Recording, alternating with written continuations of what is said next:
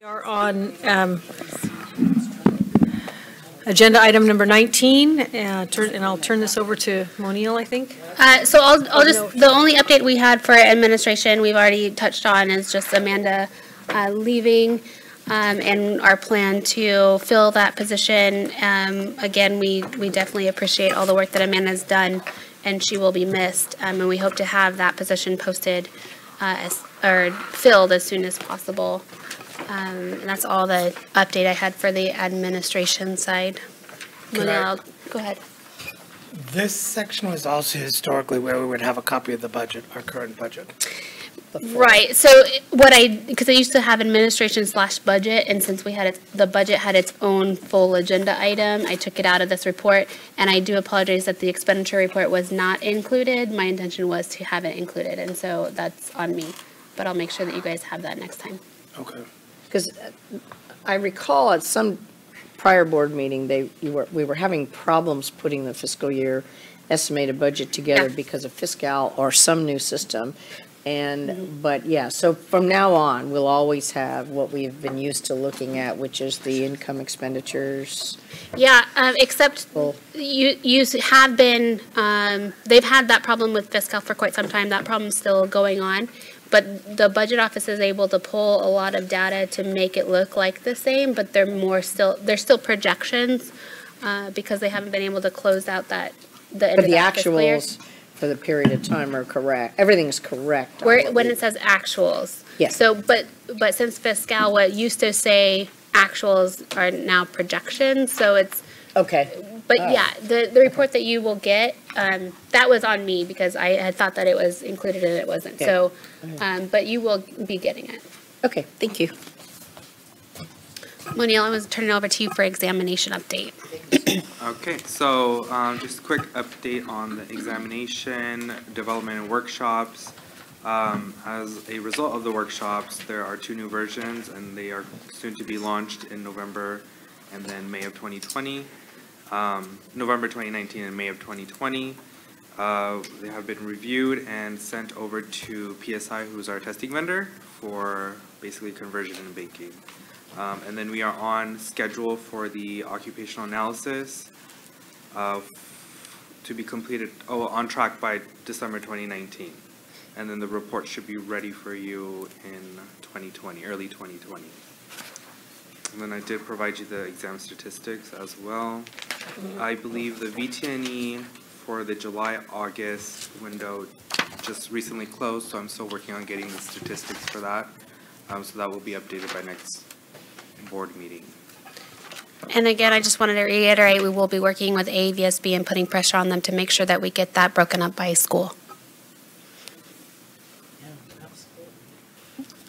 What is the occupational analysis? I'm sorry, I just want to get on the same page. What is it? Yeah. So it's the, to better explain it, Jessica. Okay, so an occupational analysis you want to do every 5 years or so. What they do is they do a study first of all the veterinarians or the RVTs, whatever they're doing the OA on, to see what is being done in California. And then they do an analysis with the national exam, and they want to make sure that what is being actually practiced and allowed in California is being adequately tested for on the national exam. And what they do is they either say, yes, everything is covered, or they say, most of it is covered, but here are the gaps. And then they will be, I know that the last one they didn't necessarily do, but when they identify gaps, I want to first go back to AAVSB and see if there's ways to efficiently address those gaps rather than jump into a new exam. A lot of times, if they find that the national exam is adequately covering everything and you have a state exam, then you would recommend to no longer have a state exam because you don't want duplicative exams. So that's the study that they did with the RVT exam that you guys had. You guys were presented with that prior to me coming, and then we did some work after that. But now they're doing that for the veterinary exam. Maybe I should know this, but maybe I'm confused. for veterinarians versus the RVT exam, the NAVLE is and we all, California, have our own state licensing exams. The occupational analysis is for veterinarians, correct? So do you Correct. report So the comparison to the NAVLE to our occupational, and that goes to the ICVA, or does it go through AAVSB to No, so, ICVA? actually, and I just got an email recently from AAVSB. They do both, it's all done through OPES, the analysis. They look at the national exam, they look at the state exam. Then they also get subject matter experts in the room, and they talk about the differences. And these are all veterinarians who are Right. going to be involved with helping to identify if there are any gaps. So, because I would think that would be extraordinarily important to Absolutely. the board that I'm on, so that they can see if that the blueprint they've been using is appropriate. Yep. Okay, thank you. It's a super impressive analysis because it not only shows what's being done today in veterinary medicine, it shows what percentage is small animal and what percentage is equine and what percentage is laboratory animal. Right. And that is translated into how many questions are on the board test. And it also asks, this is what is currently being done in veterinary medicine, but what skills does a person need to know in order to do these competently? It's very impressive. Great. The analysis. Thank you. Yeah. I had just one other question. The NAVLE is entry level, and that's what it's supposed to assess. Does this analysis assess competency or at entry level or ongoing competency? Because it's So it would be, little apples and oranges. it wouldn't be competency, it would be, well, Or, it, at practice. entry level, what is, they need to be tested on in order to be competent to enter the practice, Unsupervised. not continuous competency. Unsupervised. Good. Any other questions or comments? One thing I did want, and I know that he said it, but I want to make sure I say it too, with the RVT exam, as you recall, when I was looking at the questions, I realized that all these questions are related specifically to the laws, which is not what the statute required. Because it was on clinical skills, it should be drawing on their knowledge. Someone like me should not be able to pass an exam for clinical skills because I don't have the training or experience. So I wanted to make sure that I reviewed the veterinarian exam the same way. And it is not a law exam. It is testing on your knowledge and training. So I think that is a good thing. Any questions from the public? Okay, thank you. We'll go ahead and move on to licensing. Still me. Okay, so for my licensing report, a couple updates on staff. As you know, we do have vacancies currently that's affecting the backlog, affecting processing, and we have a current backlog. One of my licensing technicians, Andrea, has accepted a promotional opportunity in Patty's unit in this inspection. So now she's a staff services analyst. So she's been a great asset to my team, and she's going to be a really good member for Patty's team. So I'm going to miss her.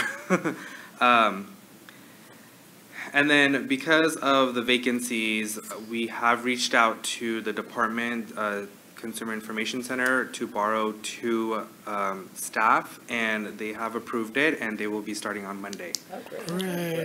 So, To clarify, borrow though, we are still paying for them, but the benefit to that is we get them automatically versus having to go through the entire hiring process. We are very grateful that the department was able to loan us the 2 staff people. We have them through December, December. and they're open to reassessing our need at that time. yes. And they're already trained, they can hit the ground running. Training will be required. They're not trained in our specific requirements, but they have Breeze knowledge. They can process applications. They'll be able to do They're that. familiar with the system, which is the best part. But it's for like 3 months then. Well, yeah, what are the odds that initially, it'll be longer? they're very open to helping us because we recognize the backlog. We know that it's unacceptable, and we're trying every possible way to resolve the issue. And so I think that they're open to reassessing. We just wanted to see what we can do with a full team first. And they're from the DCA, you said? Yeah, they're from CIC, the Customer Information Center, Consumer Information Center. They're the call center. Yeah. Part of the DCA? Yes, Okay. yeah. Yeah. That's great, thank you. And then also, we talked earlier, you guys talked about the training and how much the board is spending on that. I am encouraging my staff to go to what's called solid training courses here at the department that's offered. It's good for upward mobility. I know Andrea was one of the people that took advantage of this, who made her prepared for the analytical stages. So I do encourage that with my staff, all staff at the board. And then the denial project. So we spoke about this earlier about how we are tracking all the denials for the past 4 fiscal years, and it's a manual process at this point because we were not tracking it correctly with Breeze. So we have roughly 800 conviction applications to review. So it is taking us a while. This is a part of Sunset with the 2 new questions that they're asking us. So the limited amount of staff that I have, and with the help of Patty's staff, we're all working together to get this for you guys. Also, I wanted to touch on the renewal process. So as you can see, I provided some data here. Our utilization for Breeze with the renewals has jumped since it launched, as where they have to renew online. So we're looking at this point, 70% for veterinarians and 85% for RVT renewals, which is really good at this point that they're just going online and renewing.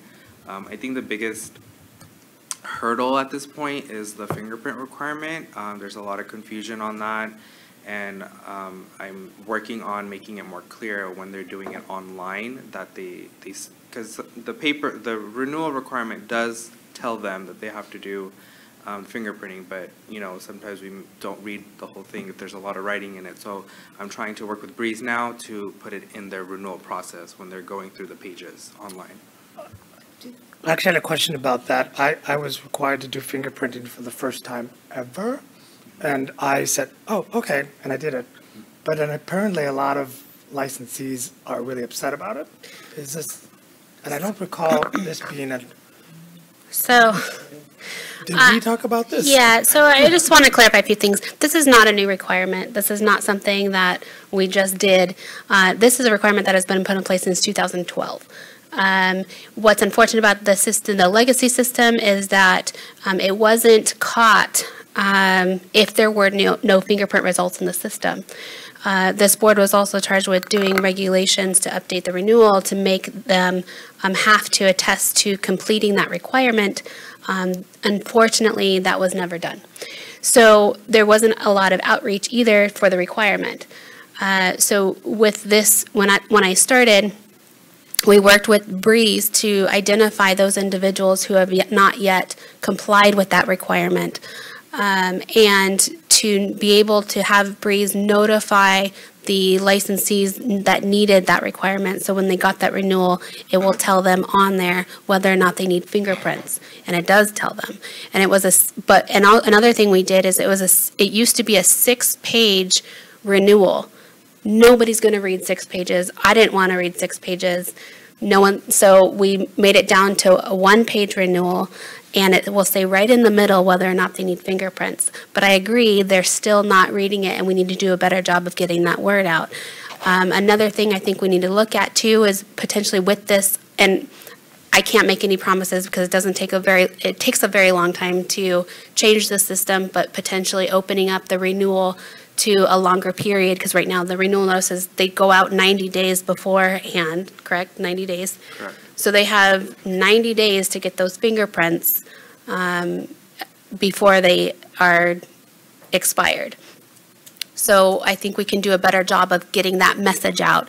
If 90 days beforehand, go to any LiveScan place. We have links to where you can go for LiveScan to make sure that they know where to go and the fastest way to do it. But we can also look at opening that window, the 90 days, to potentially maybe 120 days. I think we're open to any better way to get this word out, to let them know that they do have to get fingerprinted. But also, this is not a new requirement. Yeah, and I wasn't asking you to defend it. I was just saying that it wasn't received well, so it could have get been it. rolled out better. I agree. Moniel, can I ask, you mentioned that you would like to make it more clear on Breeze. What does that mean, and what kind of process and timeline does that involve? So my goal is, once they go online to renew, they go through each section on their application, answer certain questions. I want there to be a section that tells them they have to complete fingerprinting, and so it'll have to link up with the results. So it's more technical, and give them the information to the live scan form right then and there. So they kind of know that even though they're renewing and paying the fee, they still need to do fingerprinting. And then that's when it'll be, their expiration date will be changed. So, and that can take, the ticket, it's called the ticket, we have to submit a ticket, it's in, and I'm looking at, I think maybe next year, yeah. Okay. It just takes, it's like a 3-month cycle when they release new changes to Breeze. And then we have a scope block where we have to put in a ticket before the next release. So I'm thinking mid next year. And again, to the fingerprint project, there's a lot of boards who had to go through this transition period. Once we launched, once the Board of Optometry launched in 2016, it was about 2 years that we felt it, because everybody had to get fingerprinted. But once they did, after they got through the renewal cycle, it was so much faster. So once they're in, they don't have to do it again. But right now, we're feeling it. Just to put in perspective about how many, these would be earlier licensed veterinarians that hadn't required the fingerprints and had gone through renewal since the law was in effect, but it hadn't been called to their attention. But how many outstanding veterinarians do you think that still need fingerprints, or is there any way to quantify that? I don't know if we have the data right now, but RVTs is licensees overall, right? yeah, so I think one of the things that we can do is to be a little more proactive and to pull a report to identify all of those who currently do not have results. So even though they're not up for renewal, we can identify those people, and we can be proactive in emailing and letting them know that, hey, you need to get fingerprinted. That seems like a good thing to do. Yeah. Gives them plenty of time to. And I think I did my application a little bit wrong even, but because I sent my fingerprints to the Department of Justice, and So yeah, so how it you go and you fill out the live scan form, and that goes to Department of Justice. Department of Justice does their checks, sends us results, and then they also transmit to the FBI, and then FBI sends those results to us too. So we get 2 sets of results. okay. But you want to make sure that you check the box for both DOJ and FBI, because that's another thing that holds it up, is if you only check DOJ, then they're not going to FBI. So Bill Barr needs to see it, and then Also, when you are at the live scan facility getting it done, please, and it's not your job, but it's the job of the facilitator to make sure to put in your social, because they don't. And when they don't put it in, it doesn't match with our system. Another issue is hyphenated or names with spaces. That never matches. So we have to, always basically follow up on those. So we always tell people to send in their live scan forms once they complete it, so we can always follow up on it. I think what we could do too, and we can work with CVMA and CARFTA too, is create an FAQ of things that hold up fingerprint results, because if their results are smudged or it's hard for them to read, if you have drier skin, you should probably put some ointment on that to make sure that the fingerprint is better. Transposing birth dates is an issue, because fingerprint results are matched on first name, last name, date of birth, and your social. If numbers are transposed, it won't match. And it goes into, we still get results, but it doesn't get matched to the application. So you want to make sure that the socials are correct, that the birthday is correct. And so those are things that we can work on to make sure that it's being done correctly. And then we can monitor it to make sure that if there is a delay, we can contact the licensee. But I would say the majority of them, once they get fingerprinted, we get results within 24, 48 hours. If it's longer, there's a problem with the prints. So I had my fingerprints done in 2006. Does that mean that I'm going to have to do that again with a new system? You'll most likely need to get them redone. Prior to 2012, they were only being done through DOJ. In 2012, that's when the requirement that they had to go to FBI as well, which is why all the healing arts boards had to re-fingerprint them.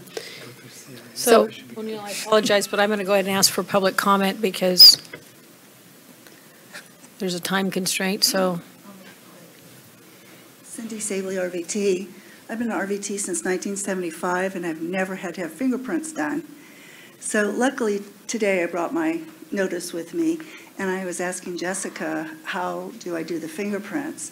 And so by talking with you and a couple other people, I found out some very valuable information that even if it was included in here, it would make it much easier for people, because until I talked to you and a couple other people, I didn't know some vital information.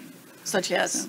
Where to go? That I have to go on and fill out the applicant The live scan form? life scan form and to check off FBI and DOJ, to do that first. Yeah. Get that done, then go to UPS. Hopefully everything will go fine, and then I could pay my renewal online. So even just if you had a cookbook step that somebody who like, been a RVT for 40 some odd years, could just follow a little simple, like do this first, do this second, do this third kind of thing, it would be helpful. And you could go and pay on online now. It's just, it will be held until you get results. And my one question, let's say for some reason my fingerprints, it doesn't pass. Do you all then send me an email saying, look, this isn't working, you need to go get your fingerprints done again, or So how do I know if it doesn't work out? If there's an issue with the fingerprints, we Yeah. do contact you. Okay, So usually it's on an error of how they print it. So if there's like a rejection, then we let you know that there's a rejection, but it doesn't stop. So what the system is looking for is results. So once the results gets in and you have paid the fee, it will renew you, but we will follow Okay. up with you still to make sure that we have cleared fingerprints. all right. Yeah, Thank you. Maybe just a cookbook, kind of step by step. Yep. Thank you. thank you. If we find something, we're sending you, who gets the reward? Hi, Grant Miller, CVMA. We are going to work on putting something up on our website, and I'd like to just request ahead of time that we be able to run it by you to make That'd be sure great. that the information that we have is factual. So we're getting calls on two different fronts. One is initial licensure and the processing time, and then the other one are issues with renewals. And you had mentioned that on Breeze, if somebody renews and everything is in line, it should be an instant renewal. Yep. Yes. So if it's pending, we know that the electronic fingerprints are a likely reason why it could be pending, but are there other potential reasons why it could be pending? No, if they have the ability to get to the end and pay, and it doesn't change their expiration date, it's the fingerprints most likely. Okay. What if they didn't answer one of the questions? It's a requirement. They have to go. So through. now They it can't- does it's a stop them. requirement. Okay. Okay, so then it's safe to say that our recommendation to them could be, it's very likely that you need electronic fingerprints. Here's the DOJ live scan locations. You need to Yes. use this form. Go get your fingerprints. Here's some tips for filling out the form. Mhm. Okay. Yeah. Send the form to the board. Right. Yeah. And, okay, so then, this is going to be a harder one to answer, but we do have several people who have contacted us for renewal purposes that now their license is expired. And most of those people probably need live scan fingerprints, but there are a couple that said they got live scan fingerprints and their license is still expired. So I'm assuming that on Monday, with people actually now working in the department, there will be people there to be able to like if somebody calls or emails the board, will there be somebody there to help address those Yes. situations? Yes. Okay, You can contact me, or I have a designated person that okay. monitors the fingerprints. Okay, because it's likely that on our information sheet, we will say if you're having specific problems, please contact here. Yep. Okay. And then finally, the last question I had, just for background purposes, the processing times that are listed on the website were last updated in July. In terms of the waiting times, are those still accurate? Those are very accurate. Okay. Yeah. Good, thank you. Yep. Thanks. Any other public comment or? Okay, oh, yes, one more. So let me see if I got this right. So any DVM or RVT license before 2006 has to get fingerprints again? Is that what you said? I have to go back to what the regulation was, but I know that the requirement went in 2012, and it varied on how the boards implemented the requirement. So I'm not certain, but I mean, what I do know is that the system will look for it, and if it doesn't, because it also says in the I believe in the statute or the regulation that even if they think that they had, but there's no electronic record of it, they're still required to go do it. And so whether or not when they were licensed is less relevant than if there's results in the system. You know, really quickly, one other glitch that I ran into when I was renewing my license, I saw that little tab where I was supposed to upload my live scan information, but I hadn't done it yet. So I said, I'll just submit my application and then go back and upload my live scan document. But once you click that button, you can't go back and upload it. Yeah. It would be convenient if you could. I don't know if that's a, No, I can tell you that's not an option in the system. That was a core part of this design that we cannot change. Can It'd be you nice. warn people about that, though? I mean, is there a way to tell people before they? To tell them that if they can't go back? Yeah. We can add to client text. We can add client text, yeah. Might be helpful. Okay, sorry to interrupt you. You want to go ahead? Are you? Oh, yeah. I think that was about it. And then I was going to go into applications, basically a little bit of an increase in applications for RVT and then veterinarians since last fiscal year, and then a decrease in our permit holders, VACSP. That's about it. Go ahead.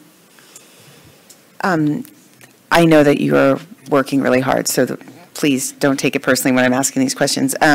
It's been brought to my attention that several people have had to travel up here and like stay up here in order to personally come in to the board to talk about renewal or applications because they're having a very difficult time reaching somebody that knows something when they call or email. And so what should we, if somebody's asking me personally how to contact the board and how to ask questions about licensing, veterinary licensing is now the newer one, the RVTs were before.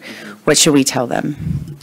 I mean, I am always open for those, questions and whatnot, so you can directly contact me and I can get to them. And then I just go ahead and delegate it to my team and figure out what's going on. So if they're having trouble reaching anyone, you can always reach me directly. So how do they reach you directly? My contact information. So when somebody calls the board and says, I'm having trouble, I don't know what's happening with my license, what's the process? What usually happens? When they call into the board, so depending on their issue, our receptionist can assist them on a broader level, and then if it's a little bit more complex, then somebody from our licensing unit, if they're not already talking to someone or assisting someone, can assist them. So yeah, it's availability basically, and because I have one person only, right. It's just every day is a challenge. Yeah. I'm glad you're getting help. Yeah, I'm excited for that. I know that you're working hard. Yeah, thank you. Yeah, I just wanted to figure out the best Yeah. way so that you don't have a line of people at the door.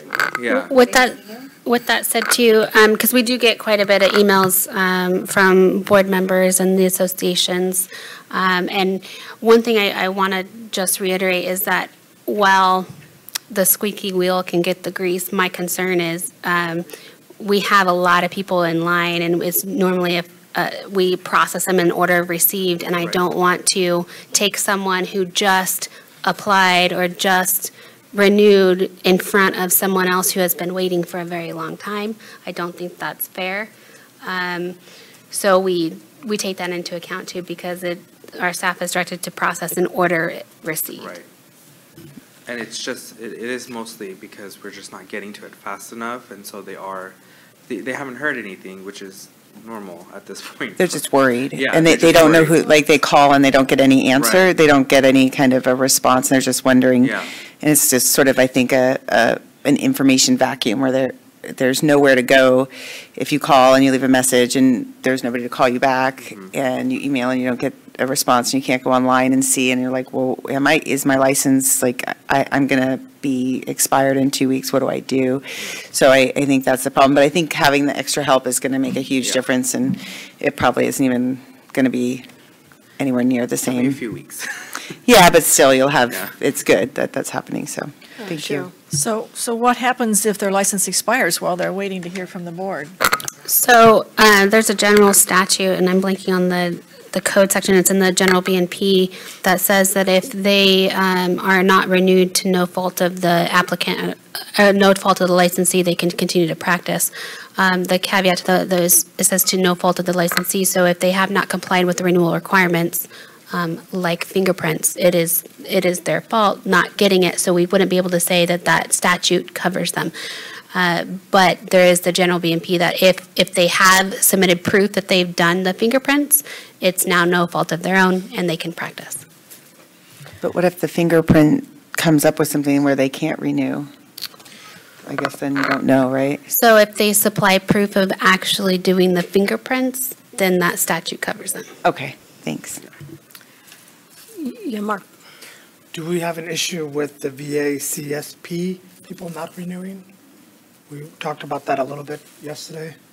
Do they know they need to renew? I think the issue with that is, like Jessica had mentioned, a lot of them are not at the same location anymore, and that's the address of record that we have. So when the renewal gets sent out, it's sent to their old hospital that they were working on.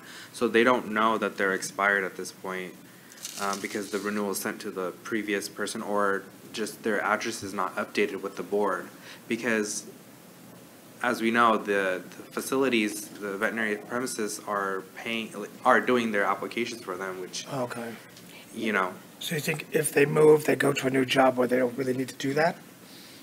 And then the original hospital just hires somebody else to do it? right, yeah, Right, they should be submitting like a cancellation or something to notify the board at least that this person, there's a process for it. So we don't have an issue at the hospital inspection level that there's a problem with VA CSP holders not having expired licenses? That are still on. Well, there's Um, some expired, Val, would you like to weigh in? but not, yeah, no, Yeah. not like Okay. these. I think the major issue is the managing licensee agreement. After they get permitted, they don't submit that, or we don't receive it on time. I get it. Yeah. Do you want to go or you want to let Val go? Oh, Go ahead. Go ahead, Val. Sure. Yeah. Valerie Fenstermaker, CVMA. So, you know, we're all hearing all of these problems. We're hearing them in our office. You're talking about them. And we looked at the form that somebody had here, somebody brought in their form, Cindy, I believe. Cindy, yeah. And yes, in the middle, it has about being fingerprinted. And frankly, you know, we all make mistakes, and a lot of people get in the mail, oh, I need to be renewed, don't really read the form. I realize it's on there, but it seems to be common that people aren't seeing this, so then they go on to renew. Nowhere on there does it say that they need to be fingerprinted, and then the status pending comes on, so they're kind of out in limbo land, and they can't call the board and get an answer.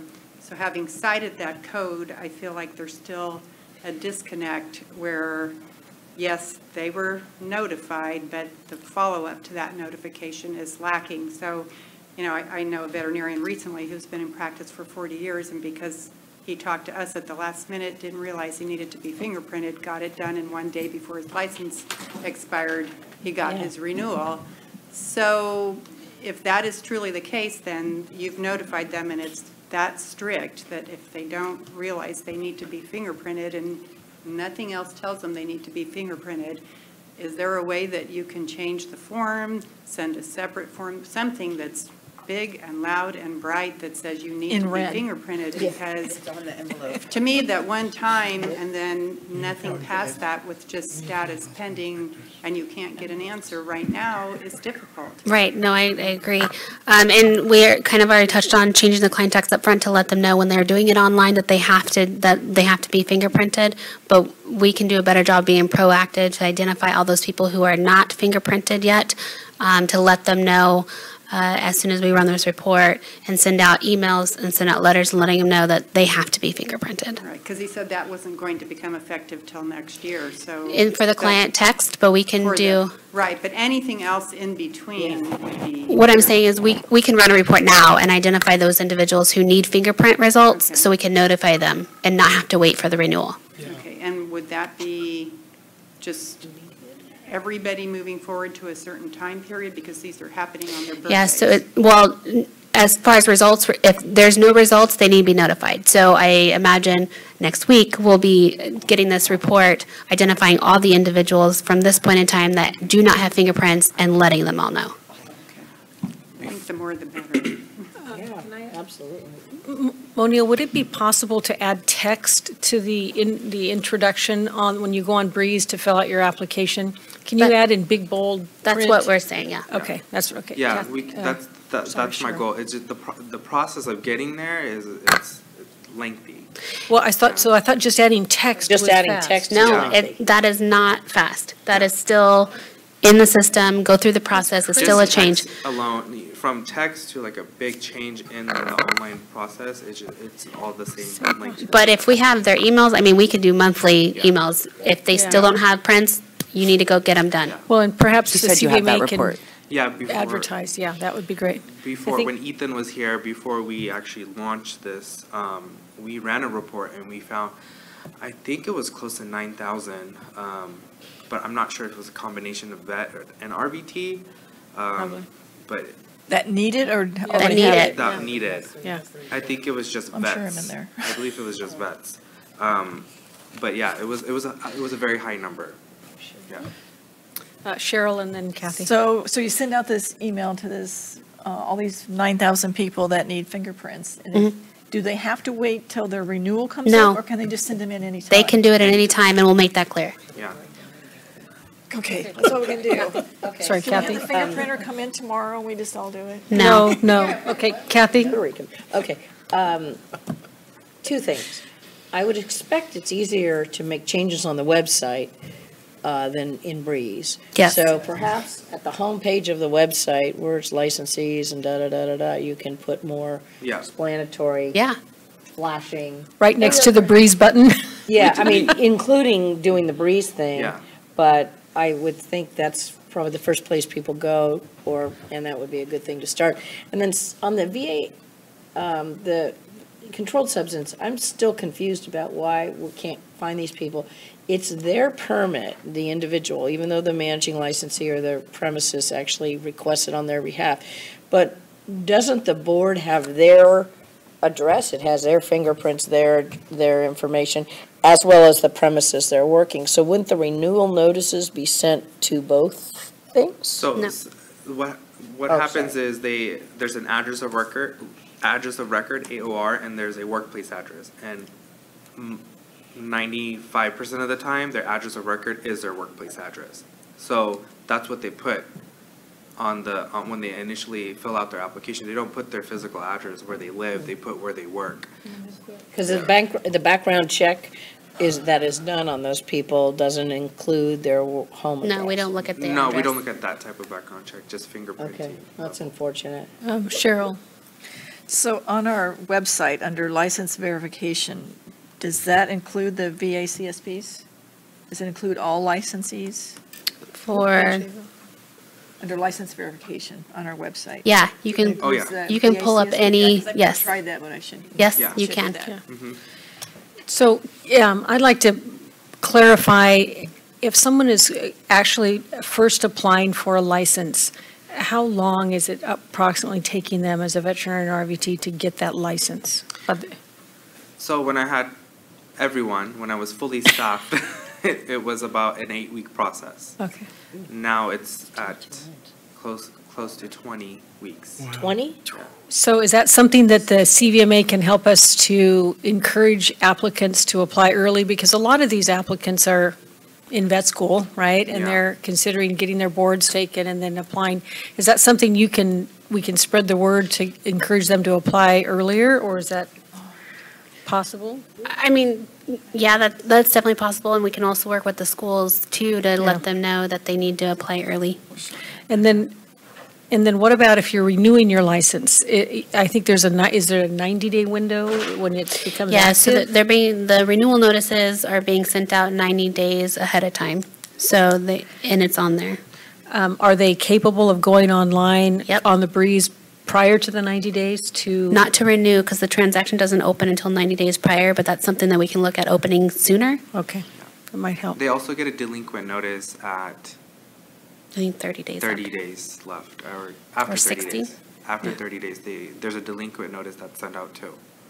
30 days after they were supposed to renew it, or before After it expires. Yeah. after it expires? Okay. Any other questions? Public comment? Did you finish that, Moniel? I'm not sure. Yeah. We're done? Okay. I'm good. Thank you very much. Thank you. Who's next? Okay, I'll go ahead and jump into the enforcement report. Can I do that? I didn't say to move on. Okay, next on the agenda is enforcement. I believe probably Rob's going to take over. Yes. Okay, so we'll just go ahead and jump into it. Jessica actually addressed a few of the items that I was going to cover, which is great. So we did lose one of our staff members, Helen Park, shortly after the last board meeting, but we thank her for her service and we wish her well. We did repost her position, and we received, I think, about 80 applications, which I think is a great pool of applicants. We've already gone through the interview process, and we have narrowed it down. So I would say in the next probably few days, we should have that position filled, which is good because we don't want to lose too much ground.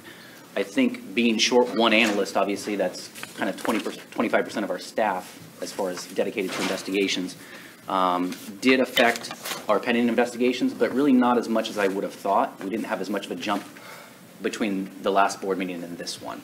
So we're a little over 1,900. And let's see. Two of the analysts, some exciting news, have been promoted. So from the staff service analyst classification, which is more of a learning and training capacity, they've moved on to the full journey level of associate governmental program analyst, and that's Kimberly Gorski, who's one of our analysts, enforcement analysts, and then Sydney Villarreal, who's our probation monitor. They've demonstrated just an extreme work ethic, the ability to work independently. Like I said on so many times, I'm really happy with my staff. They're really, really a great group of people, really hard workers, and I want to make sure that they are at the proper classification, because obviously the workload that they have and the complexity of the cases, realistically, they all need to be at the AGPA level based on what they're dealing with. One of the other things that I think I mentioned it during the previous board meetings is that we are having regular roundtable meetings, which is a good opportunity for staff to come together, discuss cases, which is really, really valuable. That was one of the things I liked about enforcement the most, actually, is that you don't feel like you're alone when you're discussing where to go with a case, and kind of different avenues to take and just a different perspective. So we've had regular roundtable meetings. We actually had our DAG liaison, Karen Denver, she's come to two of our roundtable meetings, not every roundtable meeting, obviously, because we have to pay for it, but she's come to two of the meetings just to provide DAG feedback, AG insight into cases. And I think a lot of cases, it was kind of brought up earlier, that are on the cusp of should this be transmitted to the AG's office or not, or what should we request. She's there to provide that feedback. So it's been a really invaluable resource to have Karen available, and she's committed to be there whenever we need her, which is great.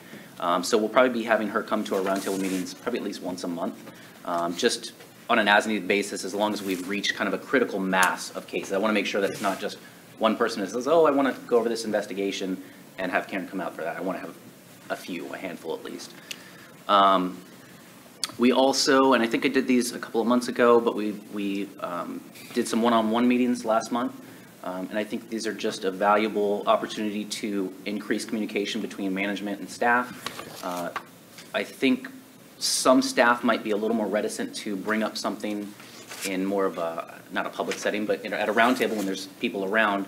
So I want to create these opportunities in this environment to where they can meet with me, discuss cases if they want. They can discuss personal or personnel issues, procedures, anything that's really affecting them, because I want to try and maintain a good working relationship with staff and, you know, try and keep morale as high as possible based on the overwhelming workload that we're facing.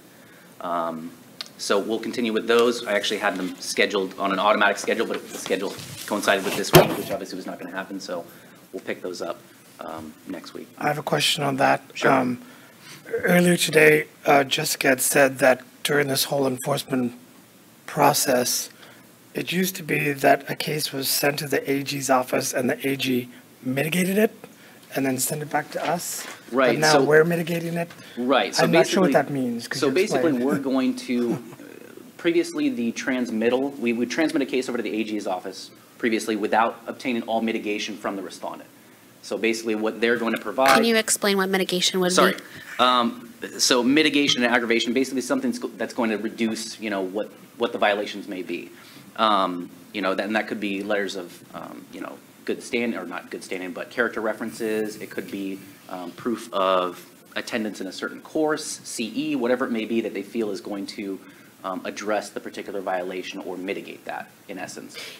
Previously, those cases would be transmitted over to the AG's office without that being obtained, which is problematic in a couple of ways, because the AG's office then is incurring costs, or the board is incurring AG costs. Not only that, we can't really propose accurate, I guess you could say, settlement terms without having all that in hand. So is this done before or after the accusation is filed? It's before. Okay. Yes. I mean, they can So provide that- mitigation yeah. at any time, but I think when we had the AG's office doing that for us, we're paying for that. I can see where that would save a lot of time. Yeah. And money. And I think the other thing that, you know, Good Jessica job, did Jessica. mention is that we are including those settlement terms right on the transmittal, Yeah. which is huge, because we are, I think I noticed later on that we are turning around our cases at the AG's office, starting this year to date versus previous year to date, about 20% quicker, which I think is good, but either way, we're still dealing with a big. I just want to give like an example of what that would look like. So if we have instances of DUIs or multiple convictions, and in the past, if they decided to send that over to the AG's office, oftentimes they would send it on the transmittal, and then on the bottom it would say it would direct the AG's office to get any mitigation. That for DUIs, it would be any kind of rehabilitation that they've done, if they've done a clinical diagnostic evaluation, if they've undergone treatment, a lot of evidence gathering that we can do. So now we're doing that up front to even decide whether or not it rises to the level to send it to the AG's office, because oftentimes once we get that information, we're not going to proceed with discipline. So we're getting that up front, making the decision whether or not to even send it to them. And there's not going to be any legal issues that Bonnie would raise? No, because we're not even sending it to the AG's office to even file an accusation.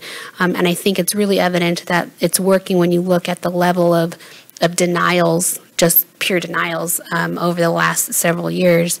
And we've done, I think, we had done like 11 but 0 for failure to disclose. Compared to the prior years, we're gathering all the information up front, weighing whether or not that they are substantially related, and if they're rehabilitated with the regulation, which results in a lot less transmittals to the AG's office. Because yesterday Bonnie was saying that a person can't rebut something because of legal proceedings. That's what I'm referring to. We're not going to run into any trouble. No. Okay. Yeah, I think that obtaining the mitigation can be kind of construed as still part of the fact-finding process, as part of the investigation. And as far as putting the settlement terms up front, what was happening too is if we weren't offering settlement until whenever the DAG would request it prior to the mandatory settlement conference, It could be a year or two out. This board would usually do in the past a lot of the mandatory settlement conferences, which to me was odd because you only reach a mandatory settlement conference if you have not settled prior to the hearing, and it's usually a couple days prior to the hearing. Right. And so what was happening is we send it over to the AG's office, they set out the hearing a year in advance, and then we don't hear anything from the AG's office and until it gets ready to settle. And then they reach out to us. Well, during that year, you could have AG turnover who has the case. And each time a DAG gets the case, they have to reread it, and we are charged for that as well. So, and plus it extends everything out. And so when we are offering it right up front, they're not waiting for a hearing. They're still setting the hearing, but they're not waiting to contact to settle. They're doing it right up front. Hopefully you will be able to lower fees. Kathy and then Christine. I think maybe this is answered, but it does sound like this new process of gathering the mitigation materials earlier has caused then you to not send something forward after you've reviewed the mitigation materials. That's been the case so far? Yes, but I think Jessica also mentioned it yesterday that we might not see a direct decrease in AG costs just based on, if we're not sending that one over or we're getting the mitigation ahead of time, we're sending something else over. Right, So, no. But as far as process times, Right, absolutely. right. Which I think is important because if we can expedite discipline, protect consumers that much quicker, then that's a goal right there. Okay, thank you. Christina. I think that sounds really like a smart way of doing things. I just wanted to point out that I think that what was happening before is with all of that getting put on the AG's office, or just like they were sending it without doing any of this, it was one way of moving cases through and kind of taking it off of the enforcement group's plate. So I just wanted to say that I think it might make your numbers look a little bit worse, even though you're doing more and it's saving us money. So we have to just keep that in mind because it is actually more work for you guys. And I think you should be doing it, and I think it's a good strategy, but just so that we can keep in mind how that affects how many cases you guys are working on at a time. And Yeah, I think the numbers overall, obviously I provide the stats, for every meeting, but, and they're good just to see what we're looking at. But the numbers, there's kind of an asterisk next to it because we know we're not at the resources we need to even really form a baseline of where, the staff that we need. And I think it'd be different if we said, okay, we're properly staffed based on the complaints that we receive, and now we can see what our cycle times are. And I think that's a lot better when you're fully staffed because then you have a baseline. You can say we have a goal of this target time, and we can realistically meet that goal possibly. But right now it's kind of just all in the air because we're really just scrambling. I don't want to say putting out fires, but we really have to triage the cases. And obviously, as is evidenced by the chart showing the violations, more than half of our cases are high priority, which is still more than we can effectively handle. And especially if you're looking at a target cycle time in an investigation of 365 days, which to me is too, I think that's too long realistically. But even if you're looking at that, we're getting 3 times as many per year based on the normal caseload that an analyst should have. So that's why I was kind of surprised that we didn't have as big of a jump. I think we did close a bunch of cases in the last couple of months. So it did mitigate losing one of our analysts and our normal complaint intake. So, we haven't hit 2,000 yet, but maybe we can avoid it. Don't say that. Not a goal. We'll try not to. All right, next up, so expert witness program. So there was some exciting news there. The MDC subcommittee has been working with staff, we've been working with stakeholders, just to revamp the program a little bit, to get a cleaner guideline document out, a better sample opinion for our experts to use, because we did get a lot of questions from experts. Sometimes we'd get some questionable opinions, but having a lot of input into creating this document I think has made it a really good document, and I put a quote here from one of our experts that we transmitted it to, and they thought it was great. And I think that's the key, is that we're making things clear-cut for our expert and setting the expectations of really, yeah, I mean, what to expect by being an expert. 2 of the training sessions that our experts have attended, well, some of our experts have attended, that are put on by the medical board, happened in August and September. And I think we got some feedback from some of our experts who thought it was a great opportunity. They had an SDAG there, they had an ALJ, they had a defense attorney, they had, I think, a dozen sample cases for them to review. And I think the feedback we got from that is that it created just a better picture of what to expect. And I think that's the key, because I know when we go to some of the associations and we talk about, at the end, you should try and be an expert, and we get people that do a sidebar and say, hey, what's involved in that? We do have a lot of interest, but I think previously there was a lot less clarity in what to expect with regard to that expert witness program. And I think we are clarifying it. I think we've made some really good strides here, and I think we're going to continue to polish it. There could be some changes that we might make to the guidelines in conjunction with Karen Denver. She's been very instrumental in this as well. But I'm pretty excited about what we're looking at with the expert witness program, because realistically, the majority of our cases that go to the AG's office involve an expert opinion. So the strength of that case is really relying on that expert's opinion. So having good experts from the get-go, giving them feedback when they submit an opinion to say, can you clarify this, or this doesn't really seem right here, if we have one of our consultants take a look, or show it to maybe our DAG liaison, I think is really key in ensuring that our cases are really strong when they go to the AG's office. Is it appropriate, or could we get a copy of the guidelines to review? Would that be useful for us when we see a final product? Yeah, once they're final, we can send it to everybody, so you guys have a copy. Thank you. I think I touched on D of I a little bit earlier. I met with the supervisor there, and I kind of mentioned that we have been utilizing D of I a lot less. Obviously, they are even more expensive than the AG's office. Not to say that we don't need to rely on D of I. Obviously, we are going to need them for some of our cases, but we have a really awesome inspections team, and the ability to turn to inspections to go out there, I don't want to say at the drop of a hat, but very, very quickly, comparatively, and at a fraction of the cost. It's unbelievable that we have this program here. So if we need somebody to go out and assess, the sanitary conditions, pull records, I know that they can sometimes determine when they go out if somebody's practicing unlicensed. So it's a really, really valuable tool that I think the board has, and it's wonderful. So we're shifting a little bit more to inspections, which should save us money in the long run. I also did mention to the supervisor, I was trying to get some additional help for enforcement, but they are dealing with a backlog themselves. And yeah, okay. I have a question when you're done. I just wanted to clarify too with D of I. How we pay for D of I is on a 2-year roll forward clock. I don't know if you've ever been explained how that works, but essentially 2-year roll forward, meaning right now, this fiscal year, we're paying for investigations that happened 2 years ago. yeah. So even though we have not done any this fiscal year, we won't see that savings for 2 years. So that's why I say like these changes that we're making now are not necessarily going to be realized until 2 years from now. Wow. Do you have an idea of the amount of savings, though? I mean, ballpark? Well, we went from what you said, 100 over 100 cases. I think in 17-18 dropped to 14. This year, none.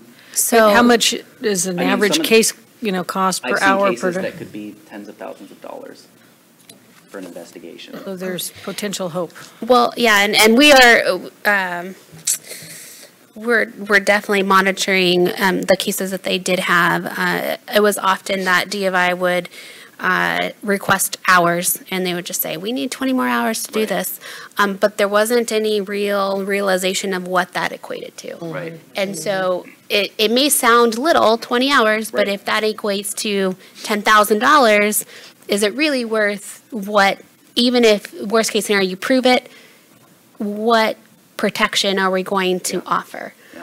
And I think I get emails from staff where they say, D of I is requesting X amount of hours. And I'm used to optometry where it's a lot less hours. So when they, just throw around, we need 60 more hours or something, and I don't have an explanation. They've started to give us more explanation because now they expect it, but I'll say, okay, what have they done so far? What are they going to do with the remaining hours? I need to monitor how much we're spending right now because that's not a small amount of money if you're factoring, $200-300 an hour for 40 hours. But it sounds like you're not letting them do anything now. I mean, it's pretty Right. limited. Well, we do have cases that are there, and that was one of the reasons why I met with the Yeah. supervisor was to go over some of our pending cases, Right. discuss strategy, and then discuss some potential cases that could go to them and whether or not, it's something that they could adequately take on. That's So, great. Mark first, and then Kathy, and then I Cheryl. have to share with Robert that there was one state that I forgot that they just paid the AG's office an annual fee. 76,000? I thought it was $76,000 or something. okay, sold. Let's try to do that. But in their defense, I think their caseload was a lot less. Sold. I think they had a handful. Minuscule compared to ours. How much? Kathy? 6,000? No, No, it's like 76,000, 76,000 I think, a year. For like 3 For flat cases. fee Do for, whatever they want. I would love to do it at that amount, though. Yeah, Would be yes. Perfect. Kathy. That'd be wonderful. A couple things, and two things. One, I think that one of the good things about moving forward on the DOI stuff is our investigators, our experts at veterinary premises and procedures and the codes. DOI are kind of broad spectrum folks that I think we've seen some cases in the past where the inspector didn't understand and that actually caused an issue Oh, yeah. with some The investigator you disciplinary. meant from DOI? Yes, and it wasn't their fault, they're just not Right. broadly trained. So, and secondarily, I assume that all of the work we are using our investigators for is not reducing the ability of them to do the normal investigations that we need to do. Anyway, it's adding to their plate. You're talking about the inspectors? Yes, our own inspectors. It's not decreasing their ability to do the other work they need to do for the board. That Yeah, I'm I'm say assuming, for sure, I wouldn't think so, no. And or somebody would speak up to that. Was it Mark or Cheryl? I can't remember. No question. Cheryl. So on cases that are at the Attorney General's office and they do go forward to an ALJ, the Attorney General this is a question, oftentimes require the DOI person to testify at the trial, at the hearing? I think depending on the case. They could, Yeah. yeah, I mean, I think we've seen that, right? Where Right. the investigator had to, so then we're paying them by hour to testify, so we'll still have Yes, DOI charges for that. yes.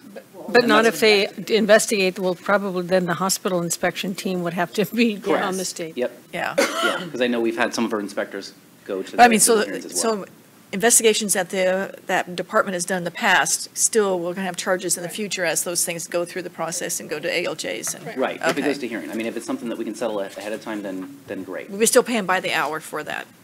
Yes. Okay. Okay, any other questions? Okay, Rob, go ahead. I mean, I think I covered a lot of it. I mentioned let's see. So intake has caught up on the complaints received, which I think is great. So our cycle times have gone down. We were at 40-something days. We're back under 10 days, which is great. The percentage of the violations that we received is pretty consistent with what we had. It did shift a little bit. Took 6% away from the convictions and added 6% to the negligence area. But I think that's just because we shifted convictions in bulk last year. So we got a whole bunch at once that could have been pending for, a number of months. Last quarter, maybe not year, right? Or are you talking about? I'm talking about fiscal year. Fiscal year, Fiscal year, yeah, because this is a fiscal year versus fiscal year previous. There's some mail vote results. And then our stats, like I said, one of the things that I noted was that our cycle times for discipline did drop by about 22% this year-to-date versus the previous year-to-date. And then it looks like our complaints, based on the small amount that we have, are projected to go up a little bit this year again. The annual received complaints, looks like 13%. Granted, that could change because we only have a couple of months in there. 13% But I want to keep getting this granular data. That's why I have the months here listed, and I know previously it was kind of quarters. But that way you can see the incremental changes and see what we're actually looking at, because I think it's important to monitor it on a monthly scale at least.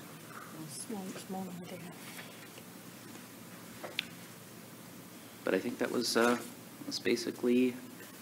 Okay, any more questions for Rob? Questions from the public or comments? Users. Thank you very much, and I think we'll probably need a brainstorming session when we approach Sunset Review on how to explain the data. Yeah. Yes, Kath. I have a question on the Attorney General cases. Mm-hmm. And your chart down on page 5. So year-to-date, 2018-19 was 77. So we've done one in July and one in August so far. Is that just coincidental, based on the cases that are in progress, that it's so low compared, like if you went that route through the rest of the year, we'd Yeah, get and I think 14 that's- cases versus 70? Yeah, because I think you'll see them, distributed differently between the months, to where you might see 1 and then 7. The same thing when you look at the unlicensed complaints. You'll see one month where there might be 0, another month where there's 8. That, I think it actually has to do with, usually when we get one unlicensed complaint, we'll get that same person who might be just Googling multiple things and submitting multiple complaints, maybe anonymously, about unlicensed practice and saying, okay, I'm submitting all these. Because it's not uncommon. We'll also get people who just go onto Yelp under a certain person and file 20 complaints based on just someone's Yelp review and say, well, this person had this, and it's like, And that's okay. part of our 1,200 complaints a year, correct. essentially? Yes, But to yes. decide that. And we have to investigate all of them. Yeah. So some there's not as much strength, but you still have to do it. Okay. Would it be possible, just for informational sake, to have an org chart presented to us? Because we do seem to have a lot of changes in the staff, and I think it's really important we have a grasp of those changes, and it's hard when we hear you're missing 1, you're missing 3, 2, 1, 7. So an org chart, at each meeting would be really helpful to understand the vacancies and where they are. Would that be possible? Yeah, absolutely. Okay. Definitely. Okay. Okay, next, I think we're going to go on to invest in hospital inspections. Do you need this?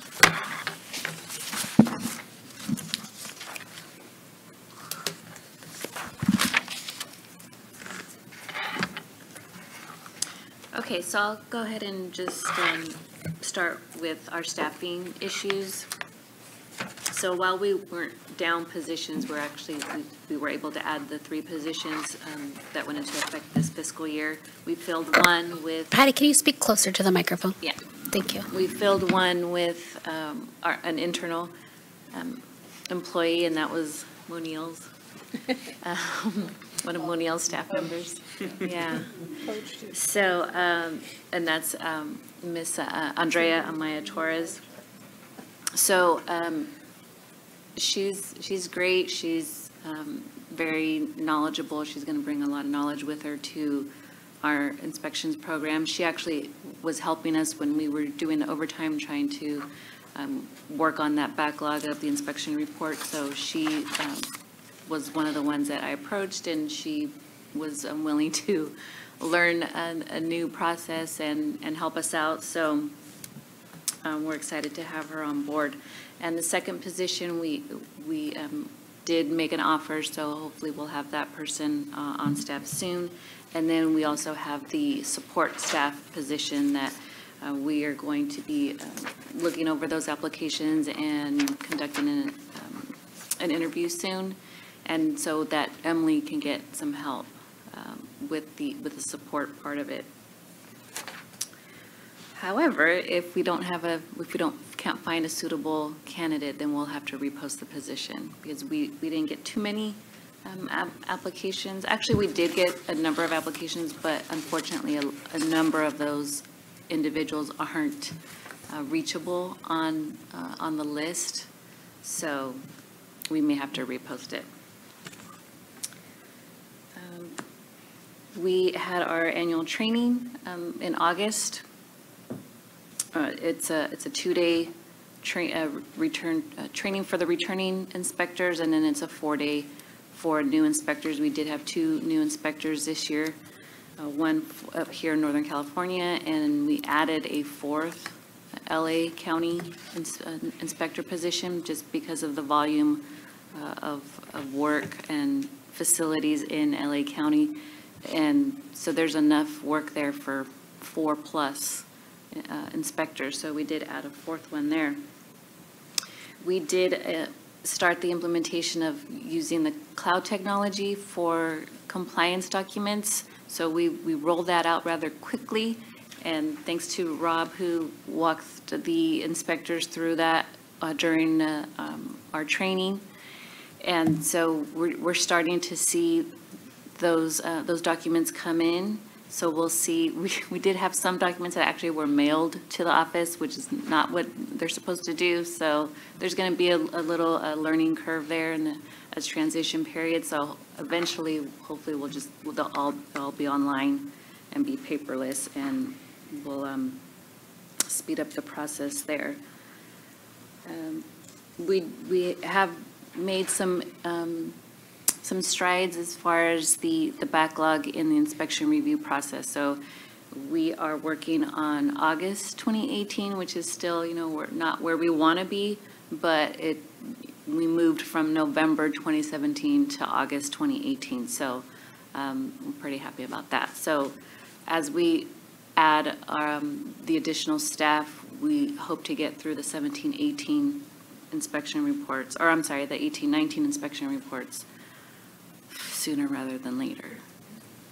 Well, I just want to clarify. So when you say through August of 18, does that mean inputting the inspection reports through that period of time into the system? I mean, they've submitted the reports to you, but you then have to manage them and input them in the old days prior to cloud. When they come in, we do input them into the system, but then that's kind of where the backlog started. So you're saying we've input through August of 18? Yeah, we've looked at all of those. We've determined whether maybe we need to follow up because the inspection did take place a while ago.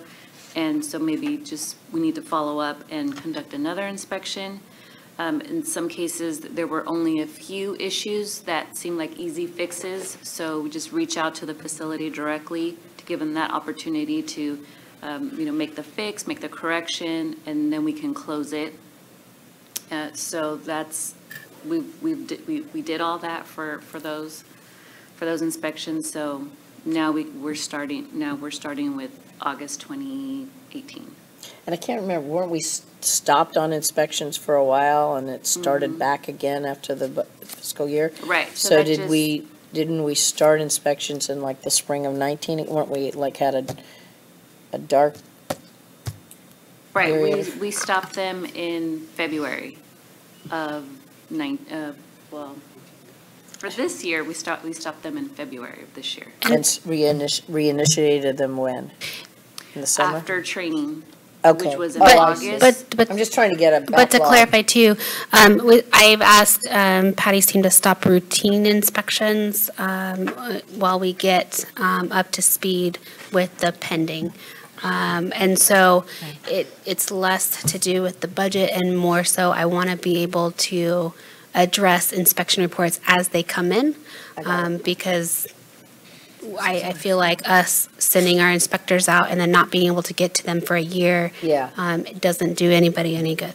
Yeah, I was just trying to, so it's not really a full year of inspections that's waiting to be input. It's just since August of 18 through September, October of 19. Right, we're talking. which is still a lot it's still. still a lot. Okay, thank you. But yeah, I do have another question. So if you did a complaint-driven inspection in September of 2018, the inspector went out, sent back the report, I'm guessing hard copy at those days? Right, those are still hard copies. Yes, yeah. So, but what my question is, so nothing has happened since that inspection? Is that what? Those are reviewed, those are reviewed by our consultants. So those are done much quicker. So complaints are actually, on a different schedule? Yes, yeah. So we're talking about just routines? These are just routines. Mm-hmm. That's encouraging. And Mark? And I'm not criticizing Dr. Nunez. Jessica, but what percentage of hospitals were inspected in the last fiscal year? I think it's about maybe 12, 13%. And were mandated for 20? Correct. I thought I saw a figure of 19% somewhere, but that's not. One of the fiscal years, one of the prior fiscal years, I think it was 15, 16. To clarify too, that mandate, well, it went into effect in 2019. This year, yes. We didn't get staff until July, and we're working on, we didn't get authority to hire staff until July, so we're still getting the staff. And so when it comes to anything like Sunset Review, who's questioning it, we can easily explain why Yes. it's And still again, not I a 19. didn't ask you to defend yourself. I wanted to clarify for everybody. Someone else had a hand up somewhere? Okay, keep. And our collaborative efforts with CHRB continue, the horse racing board. So we had our local inspector, he went to the harness racing during the fair, during the state fair. And then also we went down to Del Mar, Rob and Jessica and myself, and we had a local inspector there as well, and she actually conducted a few routine inspections. So we'll continue that as they ask us to attend the racetrack. We will be there, and we'll have a local inspector there as well. And we had a pharmacy board inspector with us. They found out about us, our visit, and they accompanied us as well. And she was just there observing. And we also, they also asked us to participate and do a presentation for drug identification. So Dr. Howard, our local inspector, gave a presentation at CHRB to their investigators. They were doing a training session, so that we went ahead and did that earlier this month as well. So I have a question about that. Were those complaint-driven inspections? The ones that we did at CHRB? Yeah. No, they were routine. And so I was under the impression the CHRB has jurisdiction or authority to monitor, control veterinarians at the racetrack. Is that wrong? As it relates to their licensees, but they don't enforce our statutes. And so we enforce our statutes. And so when we met with CHRB and they had asked to have a more of a presence from us, to let the veterinarians know that while they are licensed by CHRB, they are still held to the same standards as any veterinarian. And that's what the message was that we were trying to address, is to make sure that they know that they are duly licensed and they are held to all of our statutes in addition to CHRB's. So if you're only conducting complaint-oriented inspections for, non-CHRB regulated also, wouldn't it make sense that you're going to use complaint-driven inspections at those premises as well? I mean, why are they being singled out? Well, so they were, they're being, that was on me. I made the request for us to go out and do inspections, mainly because of the request that we got from CHRB to make more of a presence, and in light of the state and national level news that CHRB and horse racing in California has made, and the governor's highlight on CHRB as well. I felt that we had an obligation to go out and make sure that we were doing everything we can to make sure that the veterinarians are being held to the same standard. What number of complaints are there any complaints to racetrack vets that we have, premise inspection complaints that you know of, or? And then I'll give you. So I know that the California Horse Racing Board has sent over a few complaints that are still pending that we're working with them on. Premise complaints or licensee complaints? The licensees who are treating during the horse racing. Yeah. So they oftentimes, depending on the track, they have clinics there. Yeah. That will do the And inspections. have we done those inspections? We have done those inspections. Okay. Christina. So I actually was a licensee of the California Horse Racing Board once, very oddly. But in any case, I'm glad that we're participating and having more of a presence there. I guess I think it's would be rare to have any of those. You probably know this, if you've been out on the track, to have anybody there complaining about the vets, but, Well, the vets, I mean, it's not necessarily clients. I think the CHRB probably is involved in registering complaints. Anybody can register a complaint. yeah, yeah. So, but it's good. I'm glad that you're going out there. Is there, are we using that like as a mobile? Because most of those vets are mobile. Correct. And coming in and with their trucks and aren't, like, there's, I think, only one little shack at the Cal Expo where they were giving the Lasix, but, what are you guys inspecting there? She was inspecting the mobile units that were there and that were treating the horses. Mhm. Any other Right, questions? they have a Okay. hospital, but it seems like, that one did have a premises, but like at Golden Gate Fields, it's more like a clinic that anyone can use, so that's a little different situation. We didn't inspect that. Mark? Is there ever any inspections of rodeos? Or is that all just complaint-driven? No, we don't inspect. We don't have jurisdiction over rodeos. We have jurisdiction over veterinarians. So are you asking if I know that there's a anyone's, veterinarian providing medical services at a rodeo. well, I but that know would they're be not- one of many of that person's jobs, right? I mean, and that's just a single Assume day that of they work. have a mobile permit. And Right, they're using that absolutely. mobile permit at the rodeo, so we know where they will be on that particular day.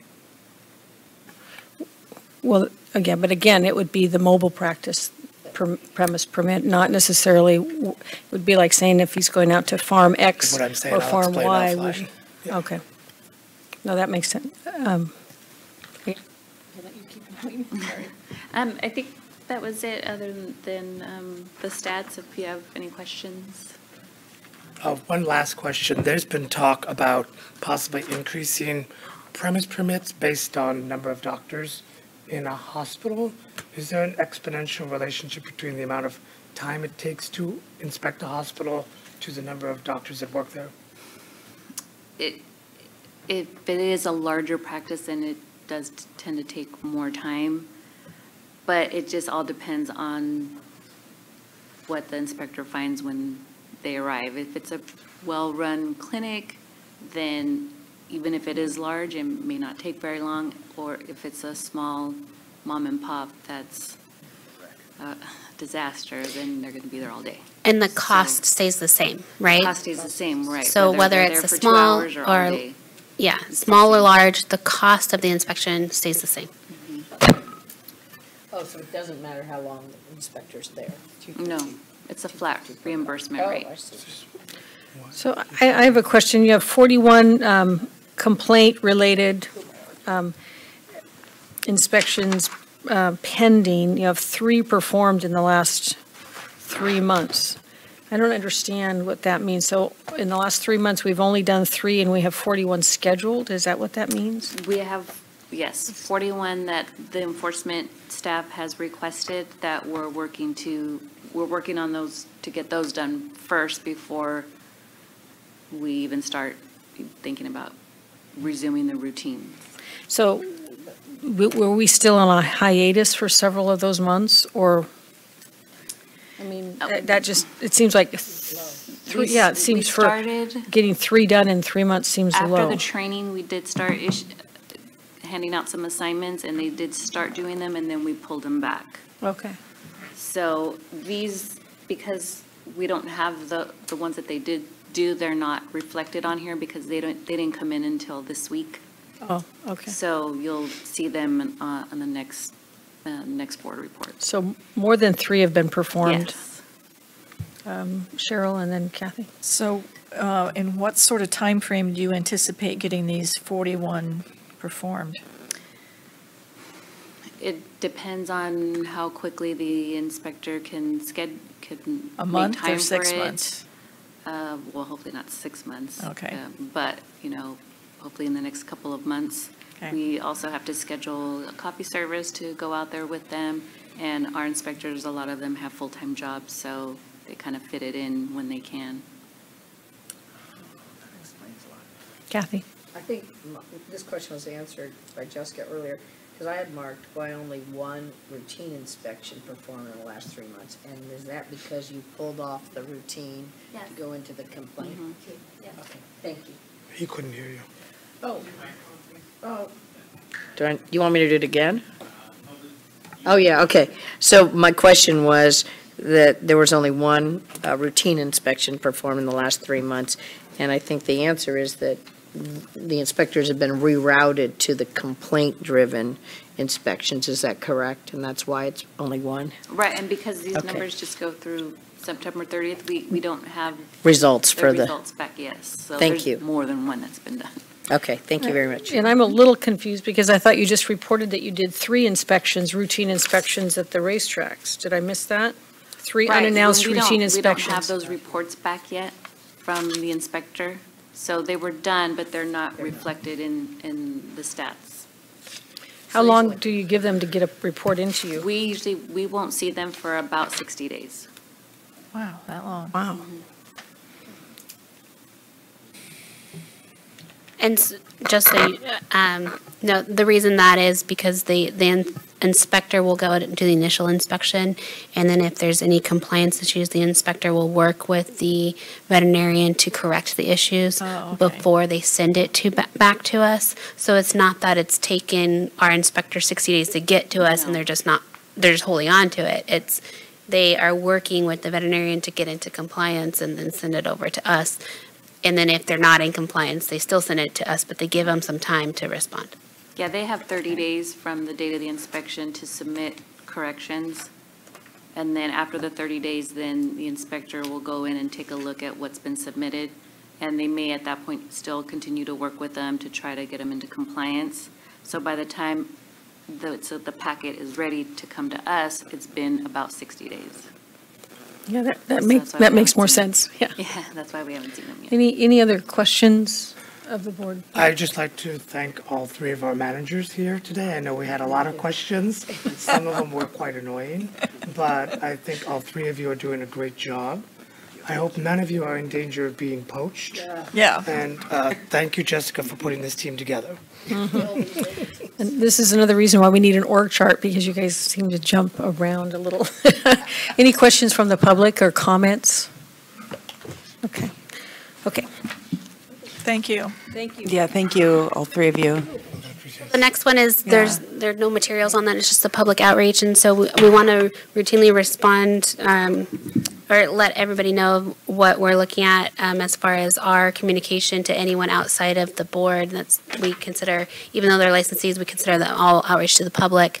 So that involves any presentations that we do to the associations, and I did go to CVMA's Board of Governors meetings, and I let them know everything that's happening in the board, and it's always a really happy report. The last one was super awesome to give.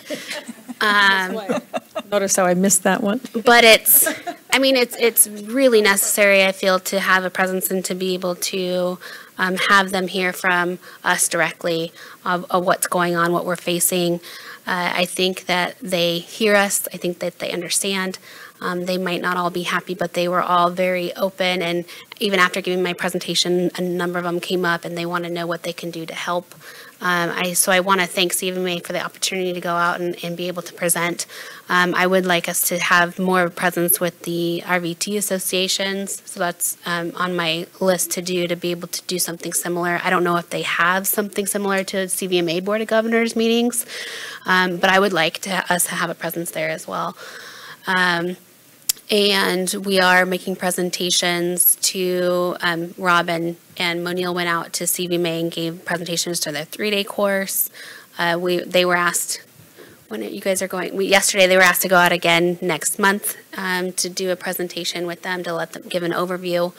In addition, we're going out, Dr. Pollard and I Dr. Nolan, if she's available, to give a presentation on cannabis in Southern California. Well, we're not doing a presentation, we're answering questions, I thought, yeah. Yeah. Well, they want to review kind of where we stand as far as what we've done with cannabis, and then they're going to open it up to questions.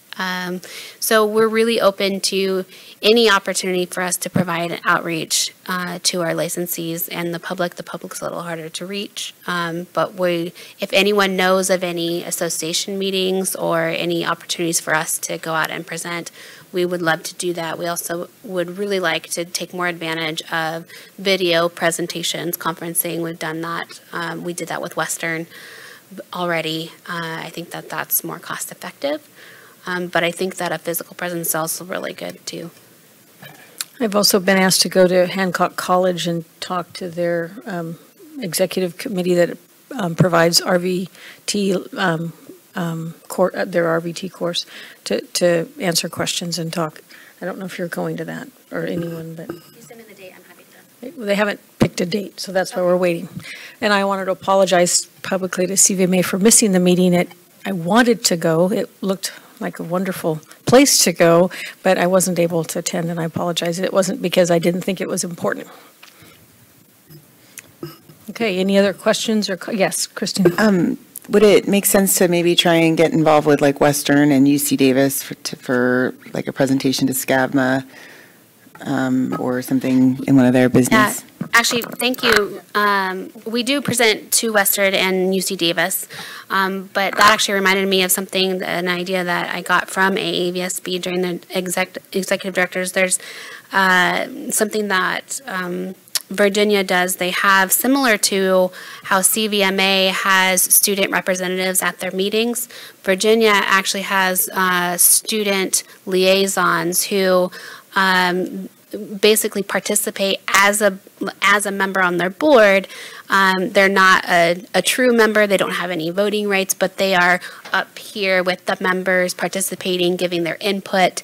And I think that that's a really interesting concept, because then they can participate and then they would be charged with disseminating the information out to the students. I think that was a really great idea to do, and they take it very seriously too, and people apply for it, and the board interviews them, they select the individual to serve, and they serve a normal, well, not a normal term, but I think just for that year, and then they get new students in. I think that was a great avenue to get more word out to the students. Well, that's what the CVMA does. You have representation on both.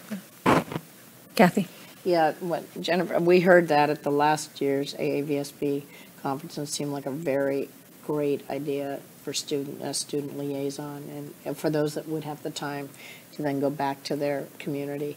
One thing I wanted to suggest in terms of because a lot of what we talked about here today sort of yields to the need for more and more public outreach and education. And as much as we can do, creating webinars that people can watch at their leisure and that the associations and the professional groups can disseminate, I think would be a really good idea. Just the whole thing of fingerprinting, licensing, Yeah. Just things like that, that if there is I don't even know, facility to do something like that, I'm seeing a lot more webinars presented, and then they're archived and people can look at them. Yeah, what I actually, I'm talking longer term now, but what I would love to do is to develop a webinar that is open to anyone, and potentially look at CE requirements to see if we would offer CE for them if they complete this webinar. We can tell them about what's going on with the board, tell them about the statutes and regulations, and use it really to let them know. We could talk about enforcement cases that went through the process. That's what I would really love to be able to do. And on new laws. Yeah, Cheryl. So one thing I noticed when I went to the Board of Pharmacy meeting is they had all the pharmacists sign in because they got CE. They can now. They got CE units for attending board meeting. Yeah, and veterinarians can do that as well. You can actually. We can give you a certificate if you like, but no, veterinarians absolutely, they absolutely can get CE for attending the board meeting. I think we can do a better job of publicizing that. I get plenty anyway, so. Do we, that includes RVTs also? Jennifer, on the other side of the room, we're excited. I can double check the regulation. I think that would think so. maybe encourage attendance. What was the question again? Can RVTs also receive CE for attending meetings? I can double check, but I think that We've had. if you can, we need to do a better job of publicizing that. We'll move on, okay, let's, I think we're done. We'll move on to the next agenda item. I'm going to turn this over to Jessica. All right, members. So we are doing election of officers for 2020. So we have the president and for the vice president. So right now I'll take nominations for president. Dr. Waterhouse? I nominate Dr. Nolan to continue as president. No, Dr. Nolan, do you accept the nomination? Yes, if that's sincerely done. Are you sure you want me to? I don't know if you really want me. Yes, I'm sincere. You're not, yes. Are there any other nominations from the floor for president? Nope. Okay, is there any discussion before we take a vote? Any public comment? Judy Mancuso. All right, so this for the position of president, and I'm going to take a vote. Ms. Bowler? Aye. Dr. Bradbury? Yes. Ms. Laredo? Yes. Dr. Nunez? Yes. Ms. Prado? Yes. Dr. Waterhouse? Yes. And Dr. Noland? Can I abstain on that one? I'd prefer you vote for yourself. Okay, yes, Thank you. Congratulations. thank you. Thank you for being willing to continue to do all the work. Well, So now I entertain nominations from the floor for the position of vice president. Dr. Waterhouse? I nominate Kathy Bullard for vice president. Ms. Bullard, do you accept the nomination? I do. Are there can I any? second that? Well, it doesn't need a second. But are there any other nominations? I nominate Dr. Nunez, but I also think Kathy would be great. Two fine options. Dr. Nunez used to be Dr. President. Any other nominations from the floor? Yeah, you said you accept the nomination, right? Yeah. Are there any other nominations for vice president? Is there any discussion? I have discussion. Okay. First off, wow, two amazing options.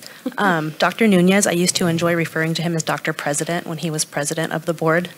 He has experience with Sunset. I believe he was board president during our last Sunset hearing.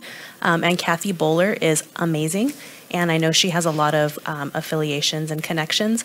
And I do recall previously the comment that having a public member hold office would send a strong message as far as being a consumer protection agency. So again, two fine options.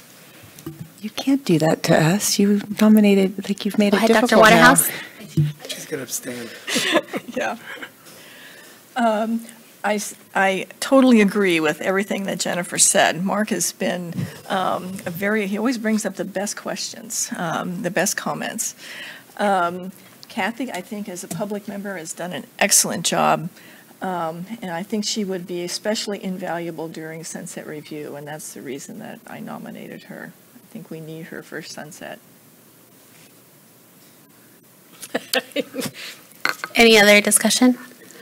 Would the candidates like to say anything? No? Boxing gloves can be provided if you'd like. I'd be honored too, but I love Mark and I just want what's best for the board. We'll still be friends no matter who wins. Any public comment? All right, so members, instead of voting yes or no, I would like you to vote whether you're voting for Ms. Bowler or Dr. Nunez. Ms. Bowler.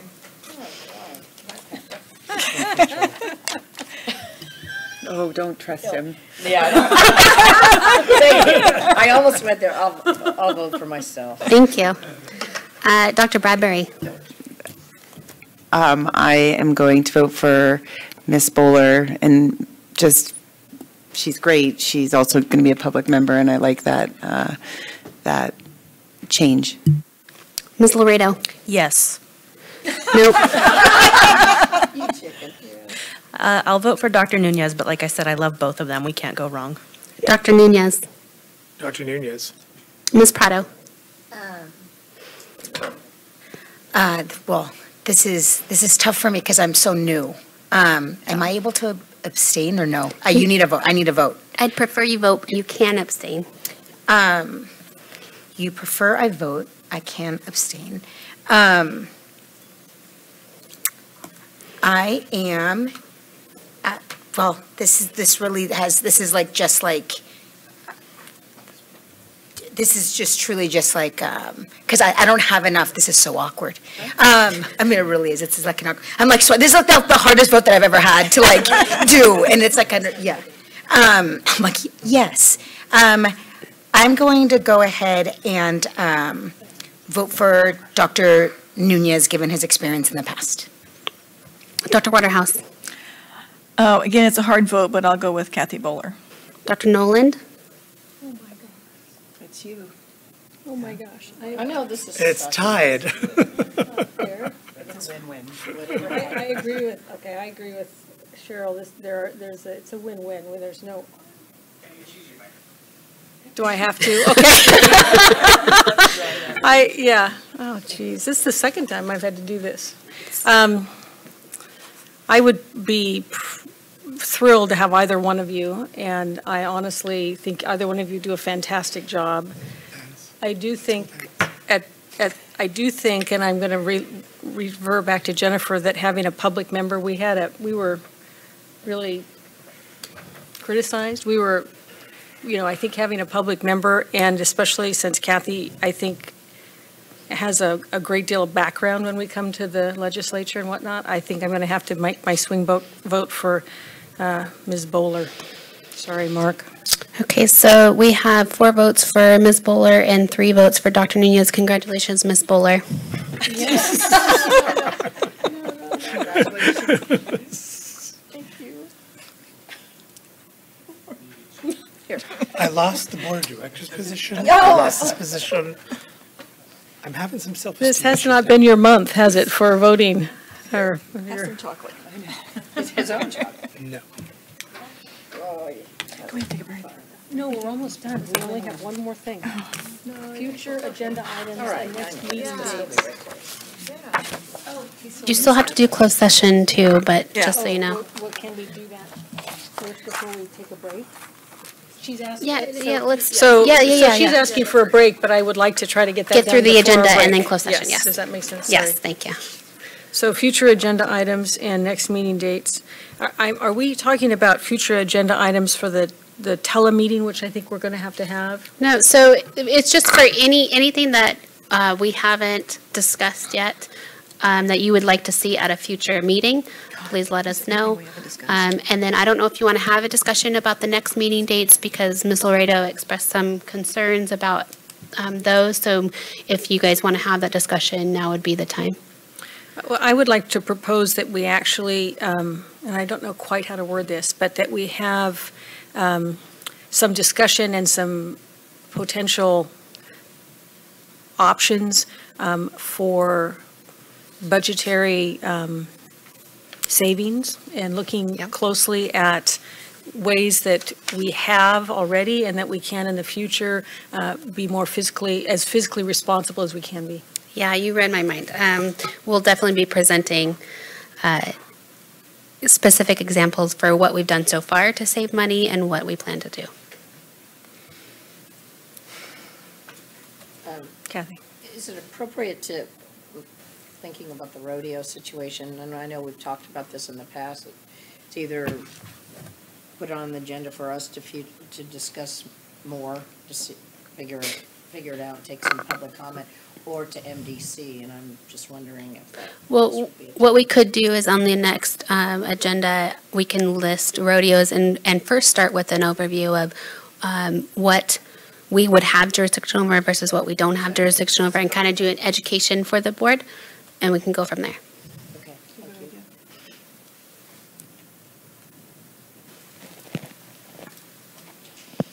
Any other suggestions of future agenda items?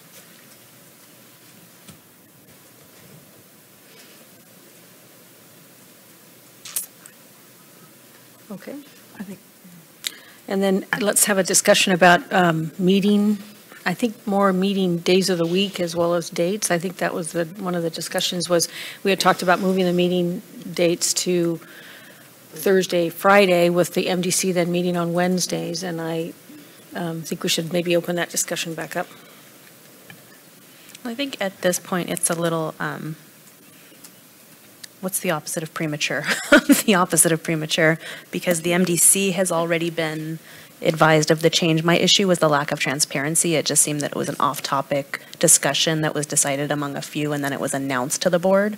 I don't necessarily have a problem with it, but it was announced. There was no chance to vote. There was no discussion. So I'd like to prevent that from happening in the future. Okay, any other comments on that? Do we have dates moving forward for the next? Yeah, all of 2020 dates are posted. And we can you Well, pull yeah, those is there up, anyone Rob? that has any dire issues with those dates? You know, Potentially, yes. Potentially. It's the Fridays, but. That's what I was going to ask. Can I ask Jennifer, does Friday pose a particular problem for you? Because Yes, you both have limited. Yeah, I have my classes scheduled already for this semester and for the spring semester, Okay. and I have a heavy schedule on Fridays. I also coach a horse show team, so I do some out-of-state travel in which I leave on Fridays. So I don't have the specific dates on me, but Fridays will pose a problem for me. And I just brought that up because in our Sunset Report, we actually do announce which meetings board members miss, and part of the reason I missed some of those meetings was because we changed meeting dates from the historic week. yeah, one of the teleconference was that way too, we changed it. I do want to say that the tentative teleconference is not up there, but that was for November 21st. But if the board is available earlier, I'd prefer to move that earlier in November. Are you proposing another date? I would propose, I can, I just have to pull up